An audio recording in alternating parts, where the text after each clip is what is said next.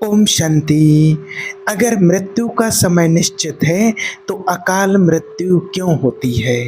देखिए, ऐसा एक ये टॉपिक है जो हर किसी को कंफ्यूज कर देता है और ये सवाल बहुत लोगों के मन में है।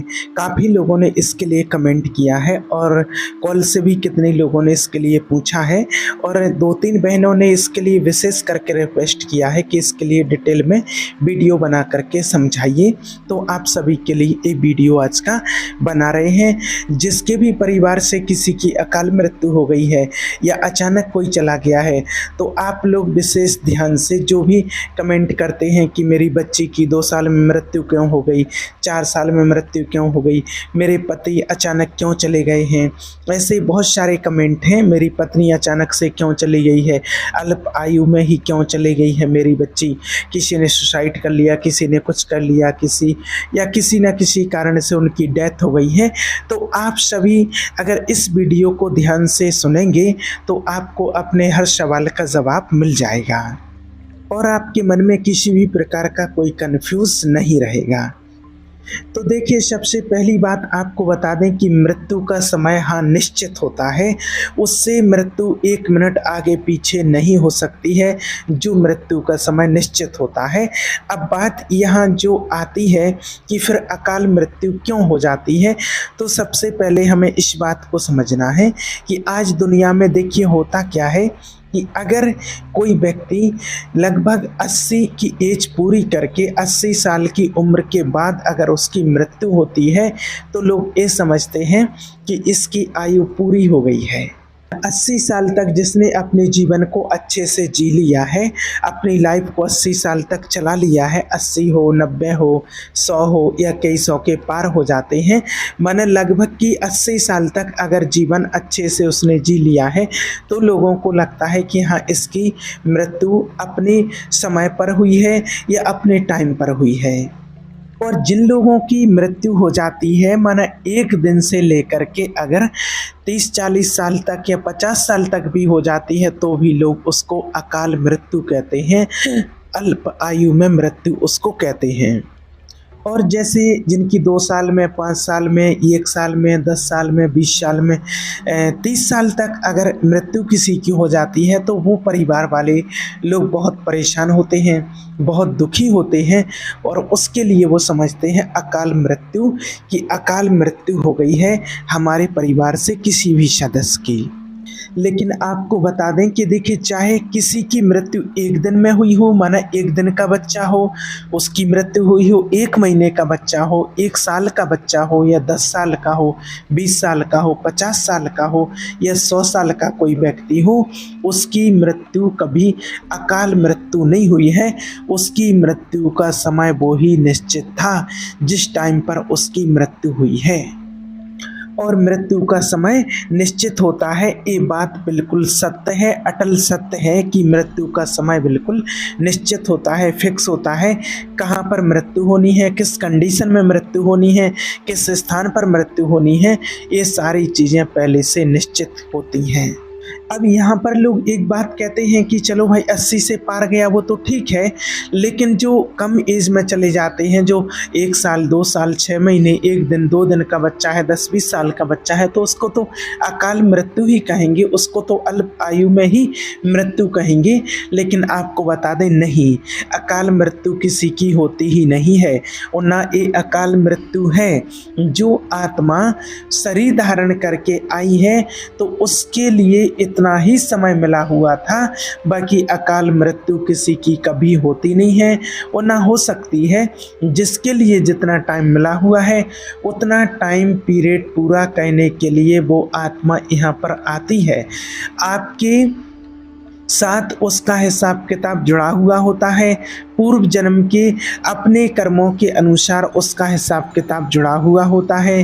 कोई व्यक्ति आता है, कोई बच्चा जन्म लेके आता है, वो 1 दिन में ही शरीर छोड़ करके चला जाता है, तो उसका हिसाब किताब कुछ पास्ट लाइफ से कुछ अधूरा रह गया था, पूर्व जन्म का कुछ हिसाब किताब, और आपने कभी उसको इसी तरह की पीड़ा दी थी, इसी तरह का दुख आपने दिया था कि आप 1 दिन में ही उसका साथ छोड़ कर के चले गए थे, तो आज वो आत्मा आपके साथ आई।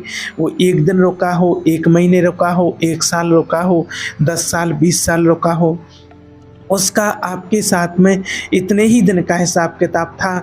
उसने अपना हिसाब किताब पूरा किया, उसका टाइम पीरियड पूरा हुआ और वो आत्मा आपके यहाँ से चली जाती है। इसको अकाल मृत्यु नहीं कहते हैं, उसका टाइम पीरियड ही उतना था और उतने समय के लिए वो आत्मा आई थी।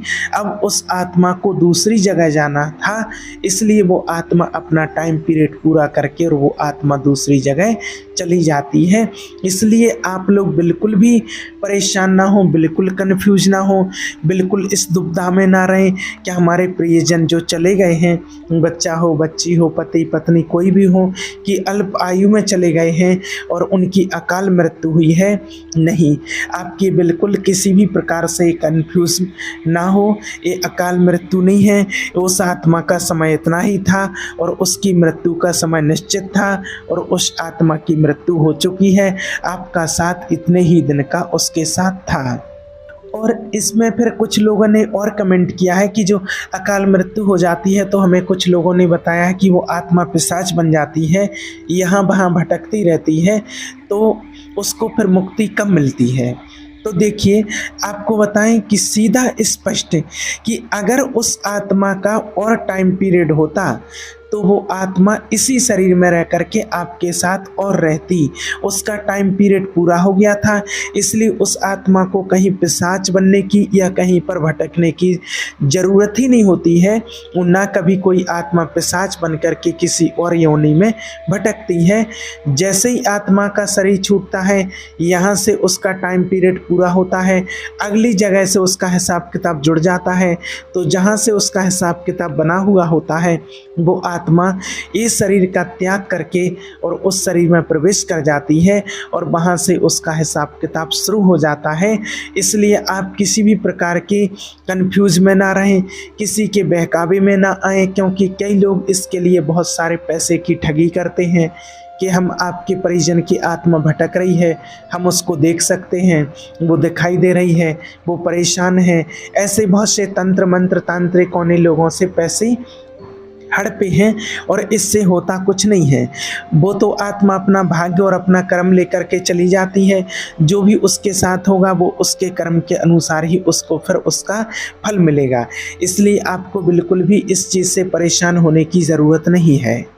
और फिर इसी में कुछ लोगों ने और कमेंट किए हैं, इसी तरह के लोगों ने बताया है, कमेंट में लिखा है, 2-3 लोगों ने तो कॉल से भी पूछा है कि जब अल्प आयु में किसी की मृत्यु हो जाती है तो फिर उसकी आत्मा का क्या होता है, उसकी आत्मा को शांति मिलती है या फिर उसका हिसाब किताब कैसा होगा, उसका पुनर्जन्म जो होता है वो कैसा होता है, किसी की एक्सीडेंट में या किसी की सुसाइड करने से या किसी और दुर्घटना के कारण उनकी मृत्यु होती है तो फिर उनकी आत्मा का क्या होता है। अब देखिए, यहाँ क्या होता है, हाँ अचानक एक्सीडेंट, सुसाइड, किसी भी कारण से मृत्यु हो सकती है, लेकिन यहाँ पर ये देखना है कि आपने अगर सुना हो या देखा हो कि बड़े बड़े अच्छे तपस्वी संत महात्मा हुए हैं, उनकी भी अचानक मृत्यु हुई है, एक्सीडेंट से मृत्यु हुई है, ऐसा भी देखने में आया है।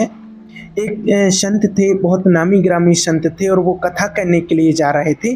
तो वर्षा ने पहले दर्शन किए श्री राधा रानी के, और जैसे ही दर्शन करके आते हैं और फिर जैसे ही बाहर निकलते हैं और उन्होंने देख नहीं पाया और सामने से ट्रक आ रहा था और एक्सीडेंट हो गया उनका, वहीं उनकी मृत्यु हो जाती है।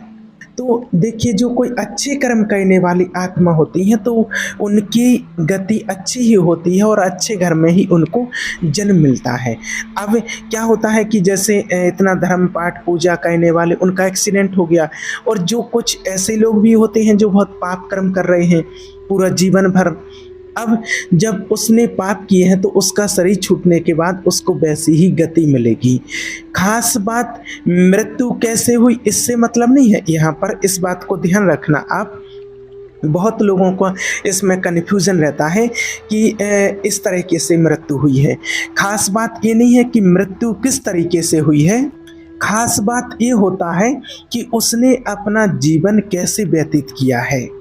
मृत्यु की घटना से किसी के परिणाम को नहीं जोड़ा जा सकता है, उसके जीवन से परिणाम को जोड़ा जाता है कि किसी की मृत्यु किस तरीके से हो रही, तो ऐसा नहीं कि इस तरीके से मृत्यु हो रही तो उसका फिर परिणाम क्या होगा, नहीं, इसका जीवन चक्र कैसा रहा उसके आधार पर उसका परिणाम होता है, उसका जीवन कैसा था। अब जैसे और कितनी ऐसे संत महात्माओं के उदाहरण देख सकते हैं हम, जैसे राजा परीक्षित जी थे तो उनकी सर्प के काटने से मृत्यु हुई, तो ऐसा थोड़ी कि उनकी आत्मा कहीं भटकेगी कि उसको मुक्ति नहीं मिलेगी। अरे वो तो परम पद के अधिकारी थे, वो तो भगवानमय जीवन था उनका। और आपने ऐसे भी लोग देखे होंगे कि बहुत पाप कर्म करने वाले लोग हैं और देखा गया कि उनको कोई कष्ट नहीं है, पूरा जीवन भर पाप किया है, उनको कोई कष्ट नहीं हुआ है और आराम से उनकी मृत्यु हो गई है। ऐसे भी लोग देखे हैं। हमने देखा है कि कोई बीमारी नहीं है और अटैक आया और 2 मिनट में चले गए। एक व्यक्ति पाप करता है और उसको जुकाम नहीं होता है जीवन में, खूब चौड़ी छाती करके और वो घूम रहा है, घूमता रहता है। और एक व्यक्ति जो होता है कि बड़े धर्म से चलता है, भजन करता है, भगवान का ध्यान करता है, मेडिटेशन पाठ पूजा आदि सब कुछ करता है और उसका जीवन बहुत दुखमय देखा जाता है। अब इसी रहस्य को समझना है कि अगर कोई पाप कर्म कर रहा है तो उसके पुण्य खर्चा हो रहे हैं। अब जो पूर्व पाप और ये पाप जुड़ेगा तो उसकी दुर्गति हो जाएगी। अब इनका अंतिम जन्म, तो अंतिम परिणाम जाना जाता है जीवन की धारा से कि आपके जीवन की धारा कैसी रही।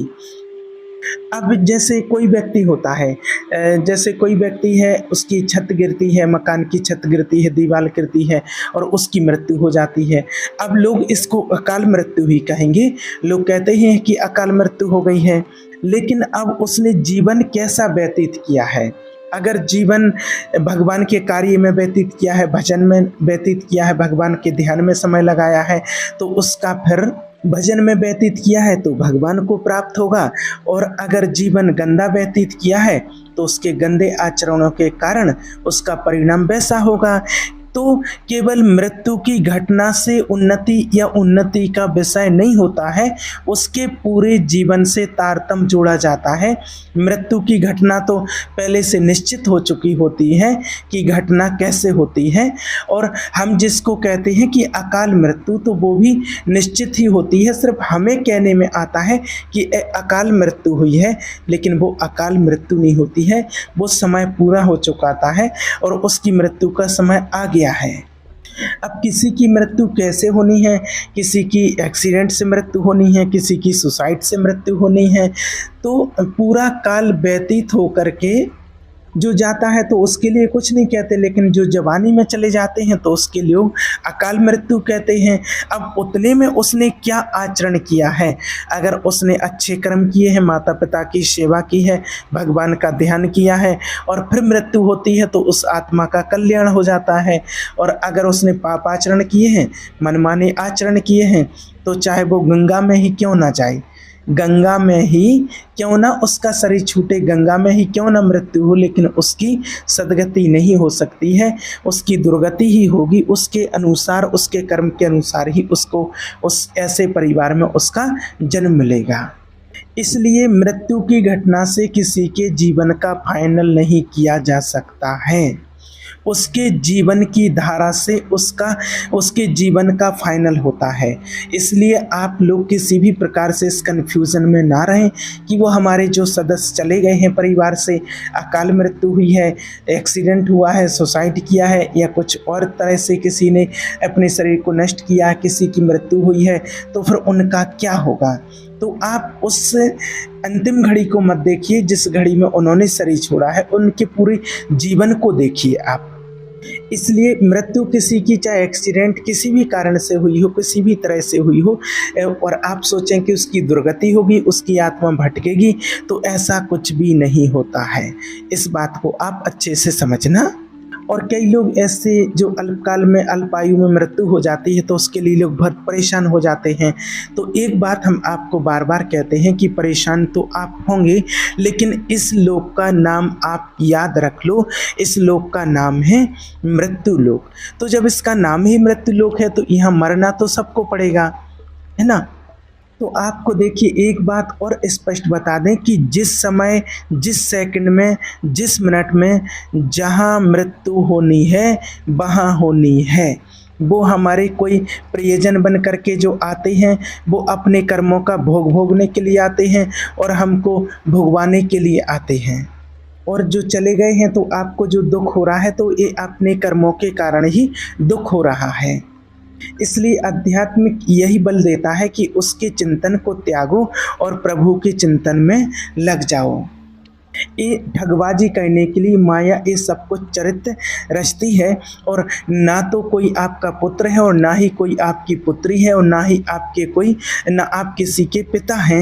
ये तो बस ड्रामा चलता रहता है, ये पार्ट चलता रहता है। कभी आप पुत्र बने तो कभी आप पिता बने, कभी वो पुत्र बने तो कभी आप पुत्र बने, पुत्री बने, माता बने, कोई, ये सब कुछ चलता रहता है। यह नाटक करने के लिए ही हर किसी को आना पड़ता है। अब बस जो समय बचा है उसमें परमात्मा की प्राप्ति कर लो, भगवान का भजन कर लो और प्रभु से कहो, हे परमात्मा, ये जो अब जीवन बचा हुआ है, जितना समय बचा हुआ है, ये आपकी प्राप्ति के लिए है।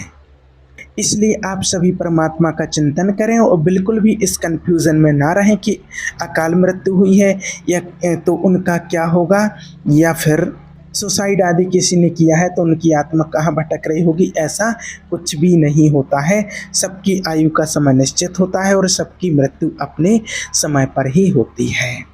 ठीक है। ओम शांति।